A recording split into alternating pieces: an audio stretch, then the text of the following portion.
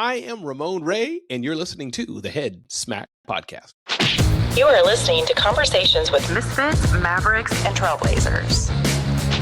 Hey, welcome to the Head Smack Podcast. My name is Paul Pavoni, and I am excited to have another misfit with me. I have Ramon Ray, and Ramon Ray is unapologetically positive and passionate about making the world a better place. He's started 5 companies, sold 3 of them, and is an in-demand expert in small business success. Ramon is a publisher of zoneofgenius.com, author of The Celebrity CEO, and a popular keynote speaker who has shared the stage with Simon Sinek, Seth Godin, and Gary Vaynerchuk. He's produced over 200 episodes of the USA Today Network show, The Rundown with Ramon, interviewed all 5 original Shark Tank sharks, and sat down with President Obama. How you doing, Ramon? You know, Paul, I am blessed. I am well. Glad to talk with you and more importantly, your audience. You know, anytime I get a chance to share with others and I can give insider advice and learn from you, I hope you share with me too. It's a good day. Yeah, so I'm glad to be here, happy and feeling good. Yeah, I'm glad you're on. I've been looking forward to this conversation. We got to meet a couple of weeks ago in Searcy, Arkansas, and so it was great meeting you, seeing you at work, seeing you do your thing, and it was an amazing conference, and it was great to meet you there. And so usually the way I like to start the podcast is just to hear a little bit more about you. I hear about your origin story. I like hearing origin stories. I like superheroes, they can see behind me. And so origin stories are always great to hear. And so tell me a little bit about Ramon Ray. You can go as far back as you feel would be necessary. But let's hear your origin story for a little bit. Sure, the origin story, and I think I'll just touch on who I am today. I mean, I'm a work with brands and help them reach small businesses. Some people may call that a influencer marketing. So working with Bitdefender and VeriSign, brands like that, who say, "Hey, Ramon, help us reach small businesses more. Be the face of our brand, be the voice of our brand." So I do that. And also at a motivational keynote speakers, you got to see me doing Searcy, Arkansas. Never heard of the place in my life. I knew Arkansas until you and I were together. So that's what I do today, and a mishmash of other things to serve the world and make a better impact on the world. The origin story is really short. I mean, go as long as you want, but I think what makes me be who I am today is I had a stint in working at the United Nations for over 10 years. I got that job right out of high school, kind of before college. I took a gap year before I went to college. And while there, it was early 90s. So some may remember the audience is over the age of 40 or something like that. CompuServe and AOL and Prodigy and fax machines being popular in offices, and modems and dial-ups and ISDN lines. That was my era of when I was. And being in that small office I was in the United Nations, they didn't have a lot of technology. So it was a great time of me to get in there and build the office over 10 years, just connecting computers, getting us on the internet, having our first website, all those things I got to touch.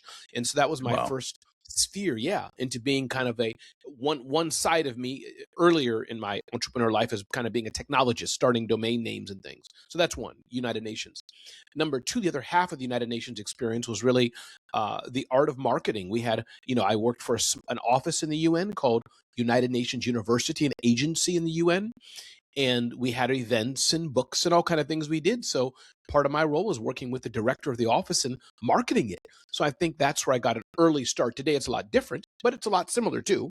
But learning just the art of how do you fill a room, even a free event, how do you fill a room with people? So that was really my early start of marketing, early start of dabbling in technology. And then really people say, Ramon, how did you start speaking and being who you are today? That was serendipitous, accidental. There was no... Some people tear up and, I wanted to change the world.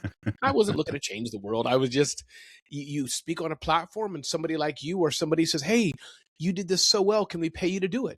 And so that really launched me into speaking over a 15, 20-year journey. Same with being a blogger, writer. I don't call myself a journalist, but in the space of content monetization in some broad way. You post content on this platform, that platform, and Inc. magazine. Black Enterprise at the time said, "Ramon, 2 different publications, can we pay you to write for us?" And there goes the journey of this aspect of somehow writing and making money from it. So that all bundles up to Ramon Ray today, being a speaker, a host, brand influencer, and dabbling into creating publications and even apps things of that nature is who I am today. But all focus really on entrepreneurship, small business, and hopefully making the world a better place. Wow, that's an awesome journey. Now, with the writing, had you done writing, a lot of writing before? Was that something that you really had leaned into before, or was that something new to you? Not really newish. Meaning, even today, I don't consider myself a writer or a journalist or a blogger, even though I've written thousands of articles. So, Yeah, and I want to give honor and credit to real writers, journalists, long form copy. No, but I think what these magazines at the time saw was I knew small business. I knew yeah, the yeah, story of entrepreneurship, and I guess it was through blogging, short form, and small websites I started. So I was a big fish in a small pond. So that was what they were leading into. Hey, Ramon, there's a cool product that can do internet via satellites way before Starlink. Hughes DirecTV, yeah, Hughes satellite company, right? yeah. They still have a service that does it, probably competes with Starlink. So, for example, doing a review on that, they sent it to my home. I set up the satellite, reviewed it. How did I like it? How didn't I like it? What was the cost? Writing about that, and they had an editor to work with me. So more writing of just, oh, hey, Ramon, can you go to this event and interview somebody and put together a 2,000-word article about them. Wow. So from that aspect, but not like a professional writer. Yeah. So now, out of you worked in that job that you mentioned. You kind of got to learn the Mhm. internet and learn the different things of businesses, and that kind of led to one thing to another. When did you start your first company, and what company was that? Yeah, I started at 5, and so one was Family Computer Consulting Services, and it would have been around that time, early '90s. I think I had the business card. I was saving it to show you because I found it in my drawer. Really, it is. It's Paul's amazing when you want to find something, you never find it. But I put it on a shelf somewhere. It'll come back somewhere. It's in Yeah. one of my. But I wanted to show you because it's called Family Computer Consulting Services. I went to like the local. Oh, here it is. Yeah. Family Computer Consulting Oh, Services. nice. All right. I went to, and you can see again, it's kind of dorky, just a little icon with the computer there. But I went to Yeah. your Yeah. local, I forgot what it's called, like a local Kinko's back in the day, a regular Right. print shop. You could see them printing this. It's embossed. So early '90s. So Family Computer Consulting Services. Then I started a blog, smallbiztechnology.com. I bought the domain in 1999, and that's one of the companies I Wow. sold. Wow. Started an event business, a small business summit. That was in 2005 was the vision for it. And then did smarthustle.com. I think it would be 2015, I want to say. And then today I run zoneofgenius.com. And if, I think that's 5. Yeah. Yeah. So with some of those businesses, they're kind of different, and some are similar, but some are very Mhm. different. What are some of the lessons that you learned in starting those? You went from working for an organization to suddenly being an entrepreneur and starting your own business.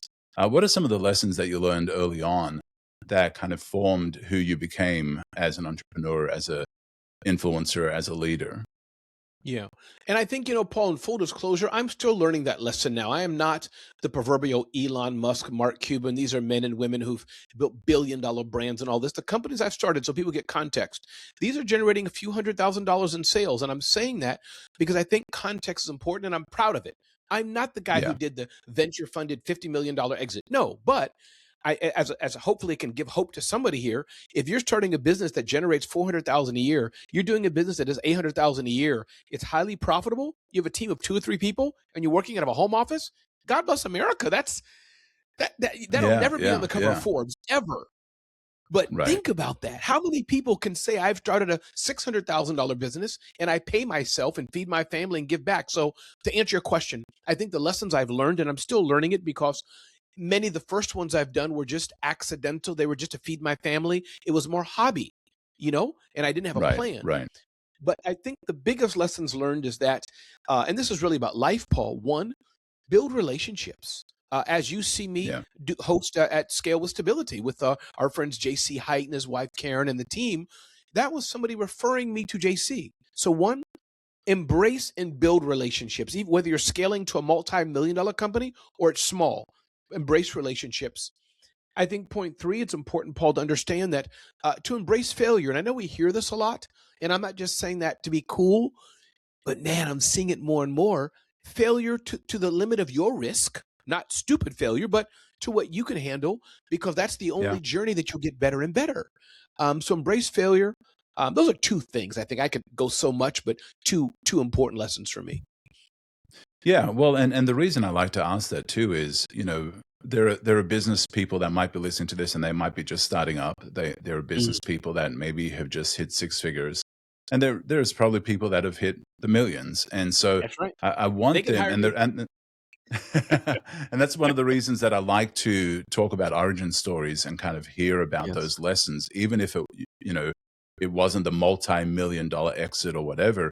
Is there's always lessons along the way because somebody is at a different point in their journey. They're starting up, they're in that, they just hit six figures, they hit multiple six figures, and there's lessons I think that you learn all the way along from day one, starting up, just you in your bedroom, at a That's right. uh, kitchen table, whatever it is. You learn lessons there. Then the growth happens, and new levels, new devils, right? And so you Yes. start learning new lessons, and you start having new experiences. And so hearing about some of what you've shared, I think, is very helpful because while you might not say, well, I didn't have a multi-million dollar exit in those businesses, but still there were some lessons that you learned that kind of That's right. prepared you for the next phase of what you were That's doing, right. right? That's right. Correct. And just to underline that the key I was getting is also not that it's smaller or less than, but just to encourage people. Again, we think of the $1 billion Netflix or Tesla. No, if your business is a $2 million business, which is small compared to so many, but you're highly profitable, you're paying yourself good. Yeah. That's life. You're paying yourself. You're giving back to your community. You're making an impact in the world.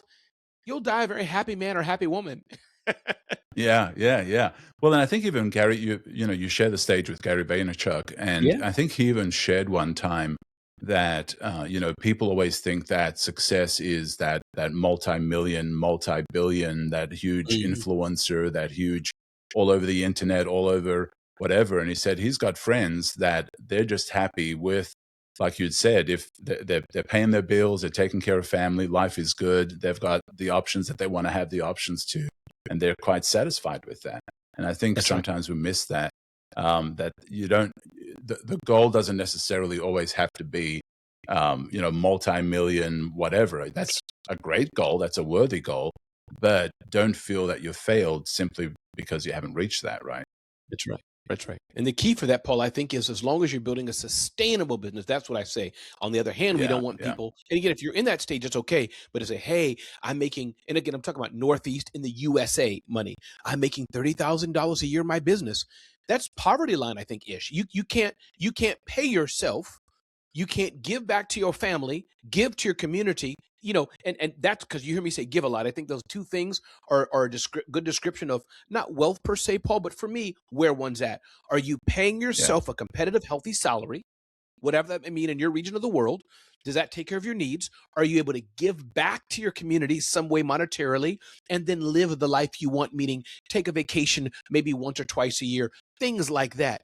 If you're doing that, all the other stuff, that's extra gravy. But that's so I don't also people to think that Ramon and Paul are saying, I sold two crochet blankets this year for $5. No, not saying that. You need to do more because that's not sustainable. right. Right, right, absolutely.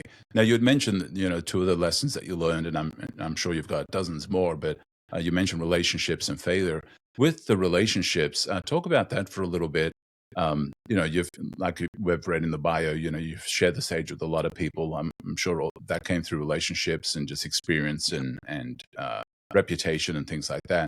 So talk a little bit about more about relationships. How else have they impacted you and your success? Yeah, one of my friend Adrian Miller, she had a community. She still has a community called Adrian's Network, and now she does amazing copywriting for entrepreneurs. And Adrian Miller said it's not necessarily who you know who can buy from you, but it's who you know who knows who can buy from you, because we do need to make money. But sometimes Yeah, we focus yeah, so much on, I want to get money from Paul the sale. But no, it's more so Paul sees value in having me on his podcast. I'm sharing with his community. I want nothing from Paul. Paul wants nothing from me. I see value in something that as I get to know Paul better, what he can do, and I can add value to him.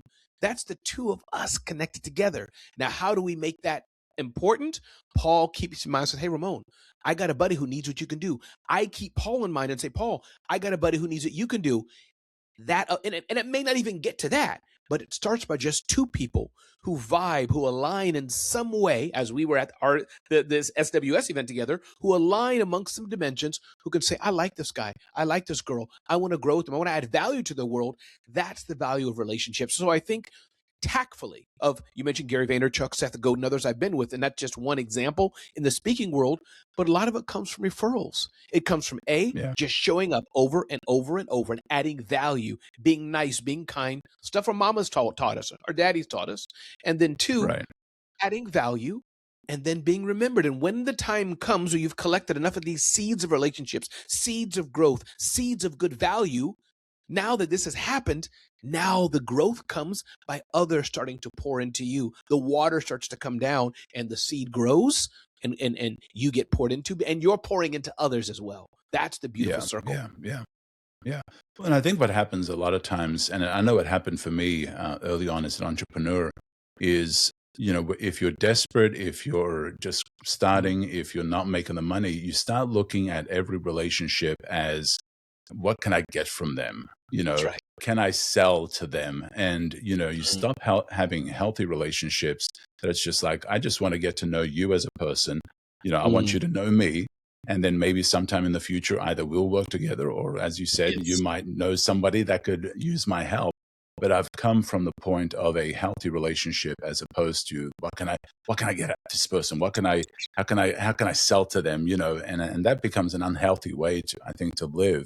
But I think a lot of entrepreneurs probably suffer from that. Have you seen that, or do you think that? Oh, all day long. And you can smell it, Paul. Those who are too thirsty, too desperate. And I get it, Paul. I've been in positions, I'm in seasons maybe now where cash flow is not right. I need to make money. So again, I hope people understand, as me and Paul are talking here, we want you to make money. Yes, but it's the desperation. I think Paul is saying, be careful of that. Hold your head high and have a little respect. Not that you shouldn't sell. My son's one of the best sales coaches in the world. Sell, sell, sell. Make the offer. But it's not looking like, using you and I, Paul, as an example. What can I get? How can I get a buck? No, calm down, puppy. Chill. Just be nice to Paul. See how Paul's doing. Add value. Get to know him. Let me see what he needs. And we take it. And if you collect enough of those good relationships, Paul, that's then how money can begin to flow. But it may not be from Paul to Ramon. It may not be from Ramon to Paul. It may be them joining together, doing something that they can do better together than they can alone. That's where things get very interesting. Wow, that's so good. And you're right. People do smell that, and they start avoiding you. You start being that person that, oh man, they're always trying to sell me. They're always trying to pitch me. I think there's a healthy version of that. I think there's a healthy version where you're out of that scarcity mindset. You're out of that scarcity desperation, and you're in a place of confidence and trust that you're going to be able to generate relationships that are going to help in some way, in the future, maybe generate things that you didn't even see coming. And so, talk about failure for a bit. I think that's another thing that people wrestle with. With having 5 businesses, I'm sure there were times when you felt like you failed, and maybe you failed. I know I have. And so talk about those lessons that you learned, and what were those like? Yeah. And I'm going through this now, Paul. I go through this, maybe daily, of feeling, oh, this didn't work out. But here's the thing about failure, I think, and I learned this from Seth Godin, and it's not new, but Seth Godin highlighted this to me, is that be careful what you're measuring.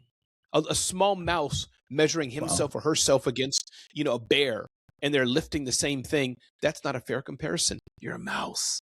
That's not how God made you. God made you to do mouse level stuff. A bear can do bear level stuff, and both can be survive and do happy. So failure, I think a few things. One, what is it that you're trying to accomplish? That's really important. What you're trying to accomplish. Number two, what indeed is the measure of success that you're measuring yourself to? Is it to get $10 million of revenue, or is it to have a sustainable business that impacts 10 million lives? What's the measure you're measuring yourself against? Number three, I think, whether you call it failure or lesson learned, because I think lesson learned is important. Are you able to learn from that failure, as it were? Let's call it failure.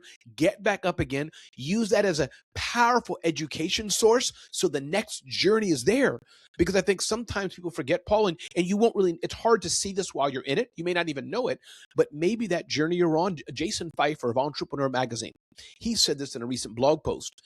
Let's get used to being in the middle, or as I often coin it, messy middle. Maybe that's Yeah, the position of life that you're so looking to get ahead, get ahead, get ahead.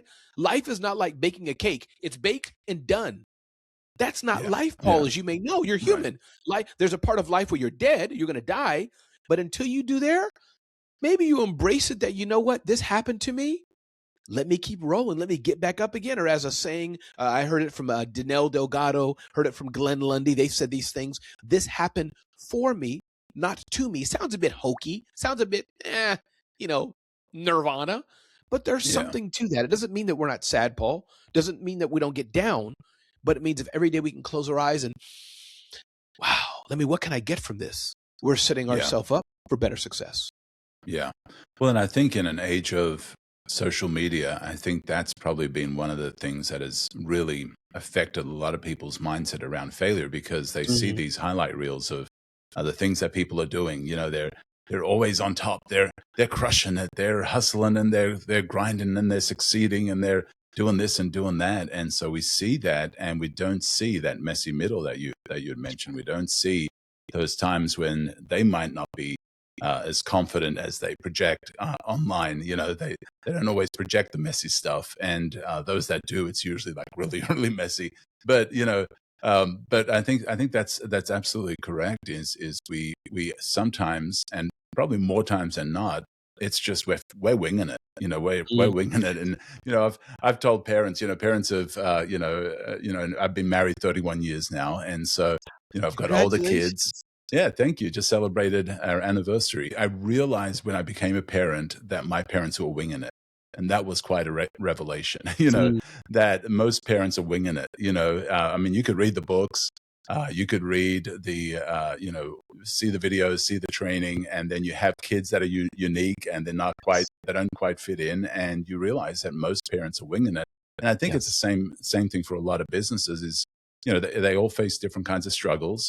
You know, the struggles are maybe self-inflicted. They're created from just their lack of experience, their lack of training. But there's always that messy stuff that sometimes we're embarrassed by, but that's what actually makes us who we are, and we learn from that, right? Yeah. And Paul, let me ask you, do you mind if I ask you a question? Oh, sure. Well, what have you and your wife done right to be married for 31 years? Wow, that's a good question. I think what we've done right is probably realize that everything is temporary. Everything Mm. is temporary. You know, good stuff temporary, bad stuff temporary, struggles temporary. You know, it's and so we if we could just endure through that by loving each other, communicating, talking, I think we make it through. And you know, it's not looking at something as this is the end. It's just this is temporary. You know, there's another side of this. This too will pass. You know, and I think staying close and communicating and talking through those things, I think, is what makes a difference. But I love that. when everything it seems like the end, when you stop talking, I think that's when you get in trouble. Yeah. Yeah. I love that. And I asked that, Paul, because I recently as well celebrated 32 years of marriage. So you Oh and I are wow! very simpatico. Congratulations. Thank you. And I was just curious that rarely, and again, God bless everybody. We're all at different seasons, but some of my friends have divorced, nasty marriages, abuse. So rarely do I talk to somebody with the youthful vigor of yourself, who I feel that kind of spirit with you at least, and who's been married that long. And so I was curious. So what would you say? What would you say has been the secret? Yeah, I think one is credit to my wife who had this axiom, this saying. She said, Ramon, I choose to forgive you. So Mm, the choice of we're all going to do stupid, moronic, idiot things, hopefully nothing too nuclear, because that can be a bit hurtful. right, But, right. regular, just stupid stuff, whatever it may be. You crash the car, you just said a curse word to your spouse in a fit of anger, whatever, those kind of things, Right, I right. choose to forgive. They hurt me, because forget the minor things, right? You didn't make the bed, right? Socks. That's child's play for me and Paul. I'm talking about taking it up a level. Things that may be hurtful. You lost a job. You spent money wrong. You forgot an anniversary or whatever. Or said an unkind deed. Okay, then I'm going to go. Whatever the stuff that will happen. I'm guessing in a longer marriage. But you say, you know what? Okay. Paul was angry, or he was an idiot, or I was wrong, I provoked, whatever. I choose to forgive. Because if not, Paul, the Yeah. only option for that is a slide towards negativity. So I think that's Right, number right. one, is just choosing to forgive. I think the second thing, speaking man to man, because I've asked a lot of men this, I know this is about entrepreneurship, or maybe it's just about head smack. We'll see. Is um is wanting to be married. Yeah, I'm a healthy male, just like the next guy. Just like the next guy. Trust me on that. But because I want to be married to my wife, those are guardrails that can keep me as I'm out and about, and just as bad as any other person, but those are at least guardrails that I can say, no, I want to be married to this woman. So it's kind of a cousin of the first one I said, but I think yeah, wanting to be yeah. married and build together, grow together. And then number two, just repeating, is the aspect of wanting to be married. So I think those two things, Yeah. and my faith, I must say, I happen to be a Christian. So my faith, for me, everybody may not be, but for me, that gives me an external guardrail as well, because I have something Right, bigger right. than me, above me, which keeps me grounded. Yeah, yeah. Well, and I think this is absolutely applicable to entrepreneurship and being a business owner, because what happens at home affects what happens in the office, Mm, and having a healthy relationship and understanding the things that we both understand, that helps in your business. That helps in how you do things. Having mm, somebody alongside you, somebody that supports you, somebody that's there when you fail, when you drop the ball, when you don't feel quite mm, adequate. They're there to support you, and it's quite an amazing thing. And in talking about failure, I think you also shared some things there that I think are very appropriate for people to think about. Is and I sometimes see failure as clarity. mm. Sometimes Ooh. failure will bring clarity. Sometimes you'll try something and you'll give it your best shot, like really give it your best shot, and then we might fail because we go in half-hearted and we don't do it as well as we should. But there are other times when we give something our best shot and it fails, and we should look at it as a clarity moment. Like Mm, we're learning from that moment. And yes. it sounds like that's kind of what happened with you along the way. Is each failure, each struggle, each issue that you faced was actually a moment of clarity. Yeah. Ooh, I like that, Paul. Failure is a moment of clarity. I like that. That's your next book. But the answer is yes. I think I like that. The reason I don't have more to add on that, Paul, because I want everybody to nurture and chew on that. Failure, you get clear. So yes, get back up again. We've talked about that. Get back up again. Failure as a point to lessons learned. But man, that third leg, and these are all kind of interlocking cylinders. Failure is a moment of clarity, kind of gives you some cold water on your head. And again, as we said, repeat, you may have to reframe it. Failure, is it a lesson learned? But Paul, man, moment of clarity, I'm taking that to the bank. And I'll quote you for the next 10 times. And the next time, after the 11th time, I'm going to own it. It's all yours. And so, with you have a website, Zone of Genius. Mhm. What is that about? What is a zone of Sure. genius? Yeah. The real reason for it is I wanted a platform for Ramon. I had sold smarthustle.com. I sold smallbiztechnology.com. And the third company I sold is my event business called Small Business Summit some time ago. And so, Paul, I had said, I got to have a place to hang my hat. When I say got to, I could just have a LinkedIn. I could just have Ramon Ray. I do have RamonRay.com. I got assets on there and things people can see. But I'm a content person, right? I like sharing. And I could just have a Substack, Medium, all kind of tools. And Zone of Genius was done before even these tools got popular. So maybe my sixth iteration, I'll do that. But Zone of Genius is really a place for entrepreneurs, small business owners, to kind of get a high level Ramon's curated insights of the best of what they need to know that day or that week. That's what it's for. So there's the site itself, Zone of Genius, but tied to that is our email newsletter. So people can just sign up. You get emailed twice a week. We have our podcast, our events, and things like that we're doing, but an ecosystem of all things entrepreneurship. Yeah, awesome. So, we've talked about, failure is clarity. Mhm. So when it comes to failure and running a business, there's also resilience in starting a business and things like that. So talk a little bit about that, through those times when it's a little tougher. What does resilience look like? Yeah, resilience is game changingly powerful. And I think resilience, when I think of grit, by Angela Duckworth. She talks about that, the power of grit, Angela Duckworth. And resilience is, you're going to get punched in the face. You're still, metaphorically, you're still willing to go forward and still get punched in the face. But that means you're still going to keep coming, and the punches will get lighter and lighter. You'll absorb them better and better, and maybe eventually the punches stop, and a better version of yourself is birthed out of that. That may be a clunky example, but resilience is really the gift, the power that you keep on going. You don't stop. You learn from it, and it's grit. It's that grittiness, and hopefully you're not in a season where you always have to have that grit, that hardness. Now, there's always resilience you should have because you never know what's coming. But I think Right. resilience is especially that thing that you need more of it in seasonality. It's like birthing a child. You know what I mean? Being a father of two, right? Is that the pain, you don't want to always be there, but you're ready for it when the times come and you're ready to birth again. So Yeah. is that Yeah. helpful for icy resilience? How do you see that, Paul? Well, I love what you kind of mentioned there briefly, and it kind of goes even back to what I talked about even in our marriage is seasons. Mm, I think seasons are so critical to understand that life is all about seasons, yes. and I think God established that, and I think not only in nature but I think even in life is that we go through seasons, and when we have an understanding of seasons, I think we have a better understanding of the temporary I was about to make up a word. How temporary. Temporarity. You were going to say probably Yeah, temporarity. that's there you go. There you go. Own it, You Paul. Own it. Go ahead. nailed it. But Temporarity. how there is a time of sowing. There's a time of Yes. when things are kind of they seem dead, but they're actually growing roots. They haven't quite popped through the dirt yet. And when Mm, we start understanding the seasons of life, I think that's also where that resilience comes in. We just understand, I just got to make it through this season.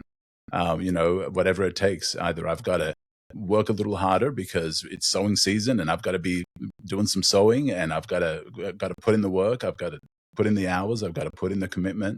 Or it's like, man, it's a time for watering, or it's a time mm. for reaping, or it's a time when things are just dormant. And I've just got to be patient through that season. And I think that kind of develops that resilience too, right? Yeah.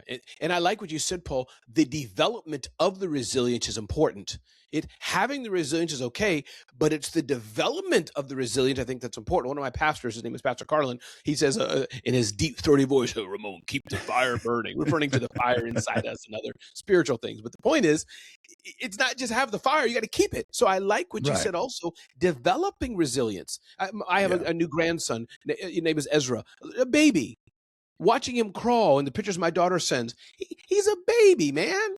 He doesn't know how to Yeah. walk, doesn't know Yeah. how to crawl. He only thing he knew how to do was use the bathroom and suck, that natural sucking ability. And Yeah. cry. Yeah. Only three things he could do, which is all he Yeah. needed to do. But as he's growing, he now is developing. Ooh, I'm pushing my body's. I still don't know exactly how it's working, but the next week, Yeah. it's his motor skills. This is what it is. So Right. Right. developing resilience, and again, shout out to parents and older people, those who could be possible mentors and others. It's our job to teach and to help the younger people be resilient. Does that mean shut up, stop Right. crying? No, crying is important. Something happened. The proverbial milk spilled. But now I can teach you. Okay, it's been an hour now. It's been a week now. That milk's gone. Let's buckle up a bit and keep moving on. Teaching. I like you said, Paul. You're so right. You have to develop the skill, the trait of resilience. So beautifully said. Right.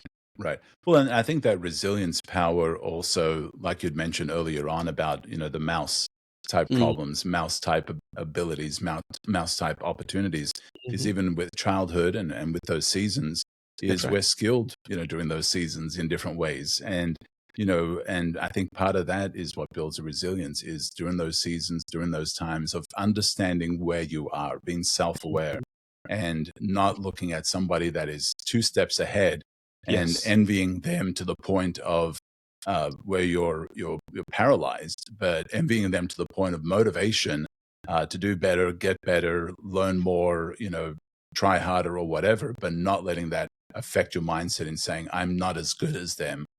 Maybe adding the word yet to it is an important thing to do, and not simply just leaving it at that and letting that kind of hurt you in the season that you're in.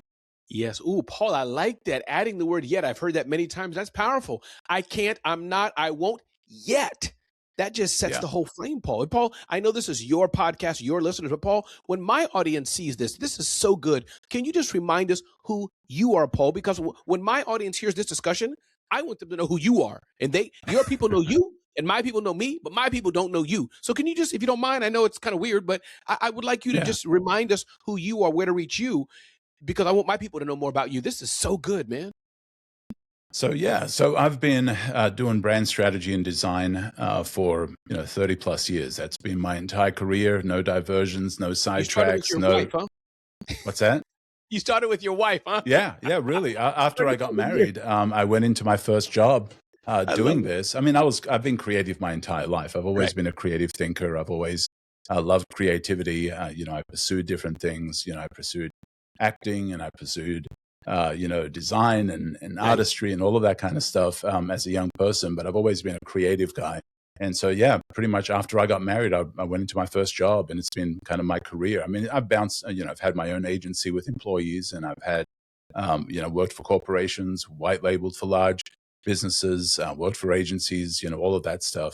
But I've always been a creative thinker, and I've always been a creative speaker. I enjoy speaking from stage, and I enjoy doing workshops and webinars. And so I help people get unstuck.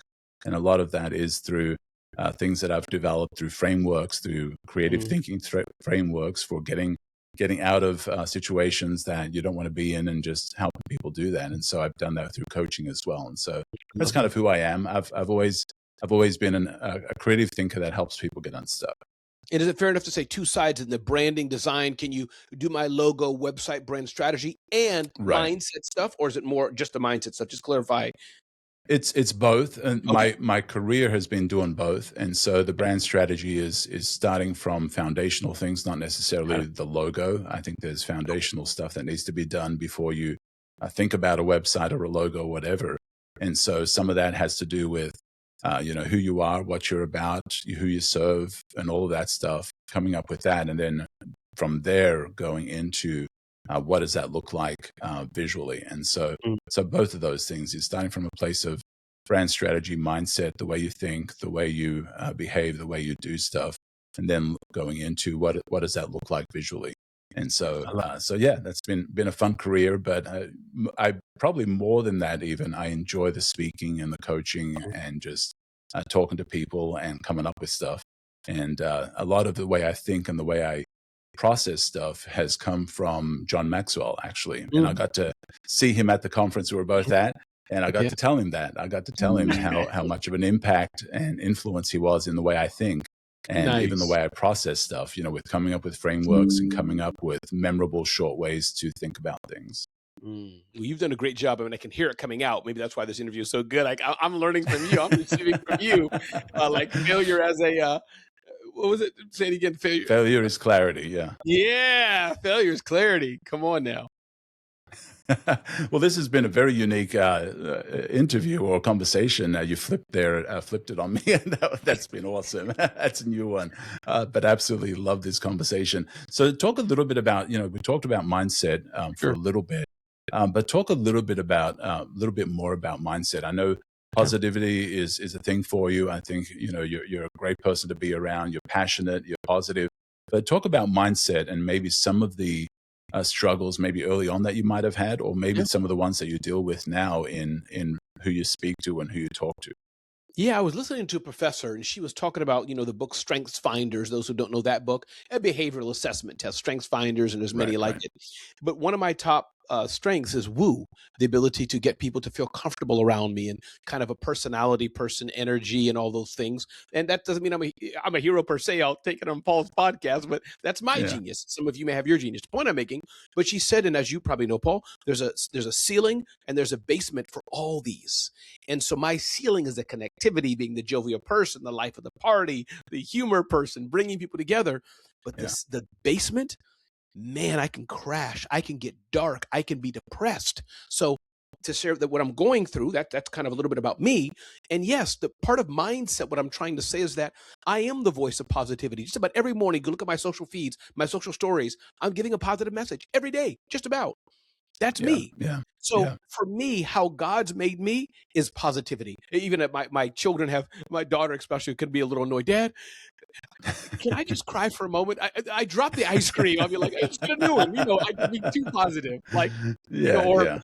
remote, I say I crash the cars. I've done several times in our marriage, 3, 4 times, driving too fast. And I'll be like, okay, well, let's call the insurance. Ramon, can you just acknowledge, can we be angry for a minute? You crashed the car, dude. I'm like, yeah, I'm sorry. But so mindset is important for a few things. I think one, mindset is important because your body will go the way your mind goes. Your tongue will go the way your Yeah. mind goes. Your Yeah. mind will Yeah. control everything. That's one. Number two, acknowledge that mindset also, as you've hinted, Paul, with other things, is something you may have to be trained and disciplined in. Everybody didn't Right. grow up with a silver set of parents, as it were, the silver spoon, parents who Yeah. Yeah. coached them Yeah. all perfectly. You may have been beat in the face for years by a relative.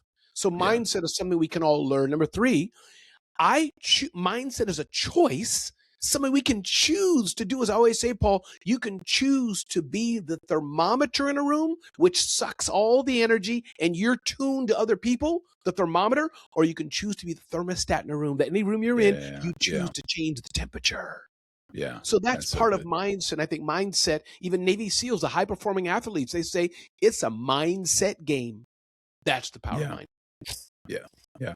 Well, then I think, I wish I was as positive as you all the time. It's amazing. But it sounds like you also drive people nuts with it. I think, Yes. but I think also understanding, yeah, who you are and where your strengths lie and where your abilities lie, and looking at ways to augment that. I think we Mm, all have kind of our defaults, but we can always augment that with training, with mindset training, with behavior training, with perspective training. I think perspective training is mm. something we Ooh. sometimes miss, is, training our perspective of how we frame things also affects how we actually feel and how we behave in those situations. But one of the things that I've also, and there's a book that I'm a collector of books, so I know what the book's about, but I haven't read it yet. Okay. But it talks about the alter ego, about there's a version of you that you can step into that is an augmented version of you, Mm, but is for that situation. So athletes do this. I think mhm. Beyonce has, is it Sasha Fierce or something like Yep. that? Like she says she steps into this alter ego to be the person she needs to be in Mhm. that moment.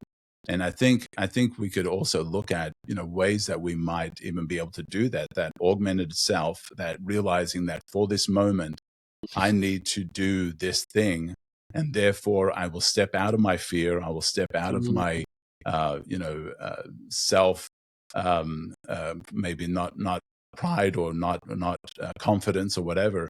But I'm going to step into the situation and do what I need to do in that situation, right? And mm. have you ever sensed that you've seen people do that, where that they have this alter ego that maybe is not them, but it's maybe an augmented them that they use to step into a situation with?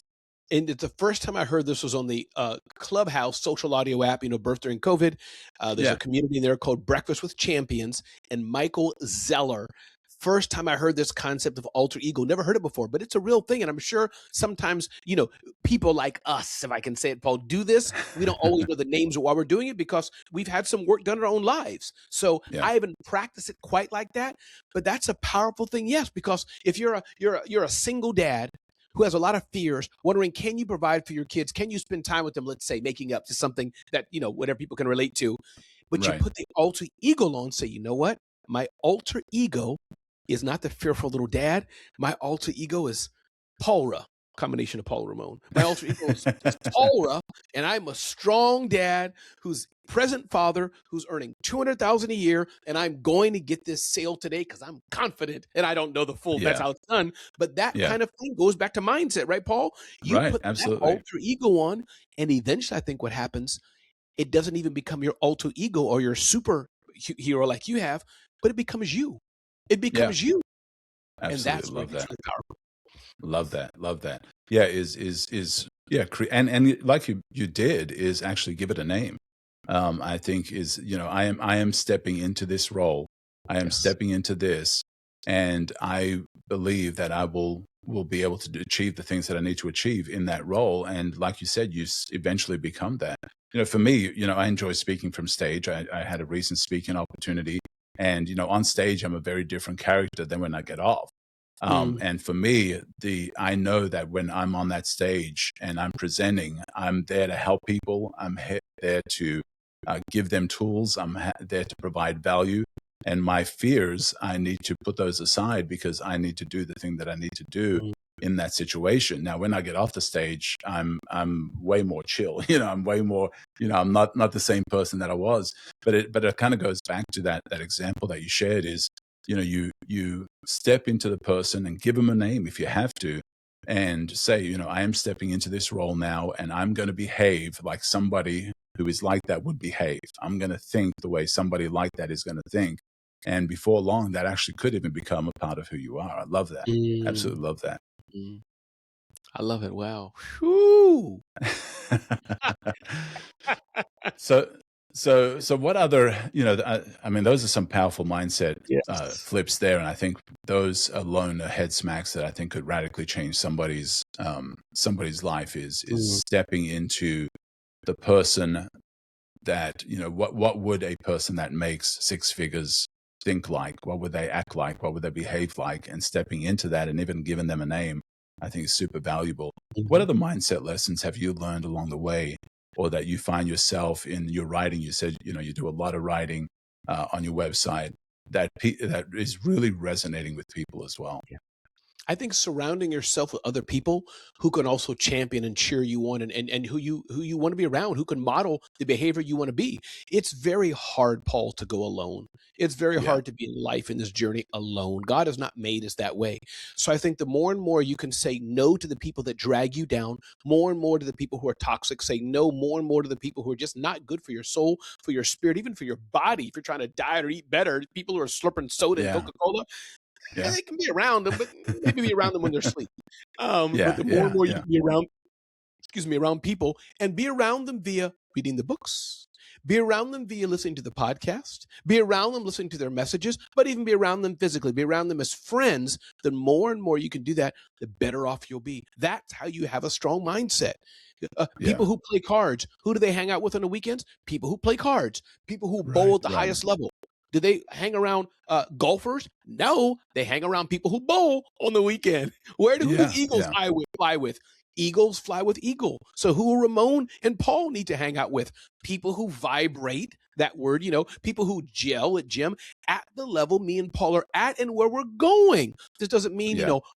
Aunt Betty comes home and she's a hot mess means Paul's to kick her out. No, but Paul can breathe and be like, Aunt Bertha's coming. Let me just prepare for her. She's family. But that does Right. mean if Right. Ramon's not good for Paul, Paul can limit Ramon or say, hey, Ramon, listen, we just talked yesterday, Ramon. Let's talk again next month Yeah. briefly. Yeah. Yeah. Yeah. Or Yeah. Yeah. no. Yeah. Yeah. Yeah, and I love that. I love that, and I think it's a matter of being insulated, not isolated. Right? Is Yes. you can get around people that maybe are not the ideal people that you want to be around, but just in those times, develop insulation, Mm, ways to protect yourself from their influence. But isolation is very unhealthy because you're not around the type of people that could actually help you up level your game, that could inspire you and drive you and push you and question you and yes. maybe push back. And if you say something dumb, they'll tell you it's how dumb it is. And so I think that's super good. That's so valuable. Any other mindsets? What are some other things that you've seen people also need to battle? Yeah, I think John Acuff, and it's funny, Paul, I'm sure you've gone through this. When you're looking for the book that you reference all the time, you can only find the book after the moment you need it comes to life. Only after. But I'm looking for Yeah, John Acuff's book. It's about sound tracks, changing the sound tracks in your mind. Can't find it now. It's up here on the shelf somewhere, but maybe I gave it away. But the point is a book called Soundtracks, John Acuff, yeah, yeah, JonAcuff, maybe. I know you know it, but for your audience. yeah. John And Acuff, absolutely love him. yeah, great book, and it really talks about just choosing to change the soundtracks in your mind, just like a radio dial. Hello, WCBS News Radio 88. There, it's clear. So Yeah, choosing to change how you think, choosing to change how your mind thinks, choosing to change what you're thinking I choose, and understanding also how you got it that way. Maybe that came Yeah. from your childhood. Maybe because you were bullied. Maybe because your teacher wasn't a good teacher. Variety of ways that we can get these things in our head, but choosing, I will choose to say that's change the soundtracks. And Paul, I'm going through that as we speak. Yes, I'm a positive person, I have an outward force, but one of my close relatives said, Ramon, you need to think more positive. Now, ironic, Paul may, whoa, Ramon, we just had a whole 50 minutes on positivity. But in my private life, when I get to close to friends, I can talk about, oh, this is not going so well. Oh, this didn't go well. And I'm like, you know what? It was my sister. I said, you're right. Thank you. I need to, Yeah. I am a good person. I do think positive, but I don't know. I don't think I'm alone. Everybody shows up a little different, in the darkness of their room. So I need to do self-talk to me, Paul. So I need Yeah. to change my soundtracks. Yeah. I love that. I love that.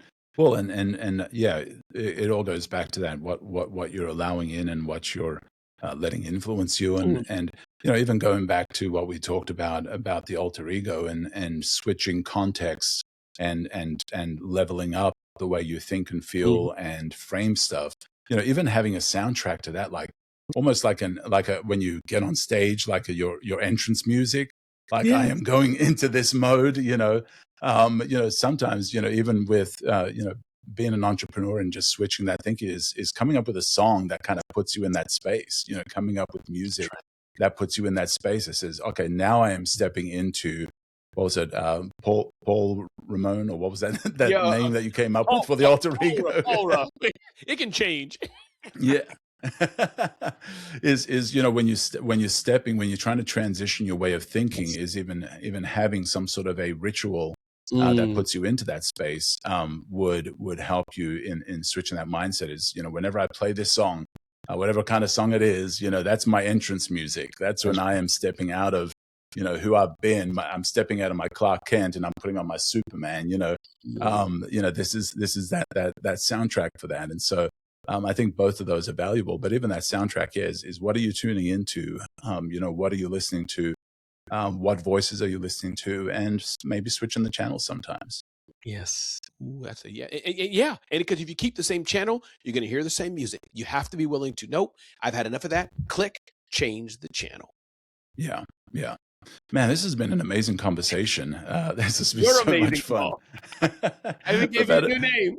Yeah, yeah, yeah. A couple of flips there, a couple of unexpected Yes. turns there, but absolutely fun conversation. So, if people want to learn more about you, what's the best way to get a hold of you? Sure. A few things I'll say, but probably the flagship site we have is zoneofgenius.com, zoneofgenius.com. That's one. Also, people can get to know me better. I have so many things I offer, but ramonray.com, ramonray.com. And I will mention one more resource, a free app I just created, Paul, my first app. All You never right, had an all app right. before. It's called dailymojo.com, Love it. dailymojo.com. Every day you can get a word of inspiration from Ramon Ray. People have asked me for it, but Paul, you can hire people and hire developers. I could have done it, but it wasn't worth the time. But I did this over a weekend, and it's infused with a lot of the insights we shared here.